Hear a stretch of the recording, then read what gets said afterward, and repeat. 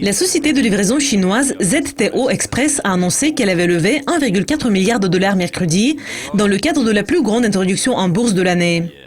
Les investisseurs voudraient tirer profit du marché prospère du commerce électronique de la Chine. Mais pourquoi la société a-t-elle décidé d'entrer en bourse aux États-Unis ?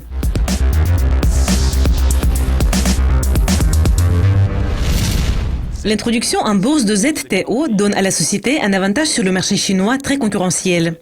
L'accès rapide à l'argent permettra à l'entreprise de se développer, d'acheter plus de terrains, de biens et de camions. Cet accord est négocié au moment où plusieurs sociétés chinoises voudraient quitter les bourses des États-Unis et revenir sur le marché chinois. Le fondateur de Hanran Investments, Peter Ellsworth, a déclaré « Il y a un embouteillage épique causé par les entreprises qui voudraient être cotées sur les bourses chinoises. Si la société ne peut pas éviter la queue et vendre des actions pour lever des fonds en Chine, elle pourrait prendre l'avion et aller aux États-Unis pour tirer profit des marchés américains. » Depuis l'introduction en bourse d'Alibaba en 2014, les transactions de commerce électronique de la Chine ont dépassé celles des États-Unis. L'année dernière, elles ont atteint 609 milliards de dollars, par rapport à 342 milliards de dollars enregistrés aux États-Unis.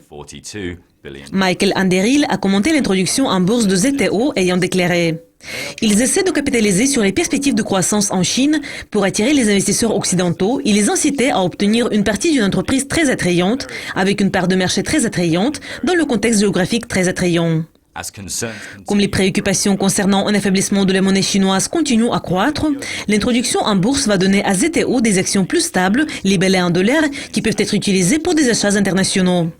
Les investisseurs pensent que ZTO aura du succès aux États-Unis. La société fait partie d'une industrie qui se développe rapidement et les investisseurs connaissent bien le domaine de l'e-commerce. Cela conclut la revue de presse d'aujourd'hui.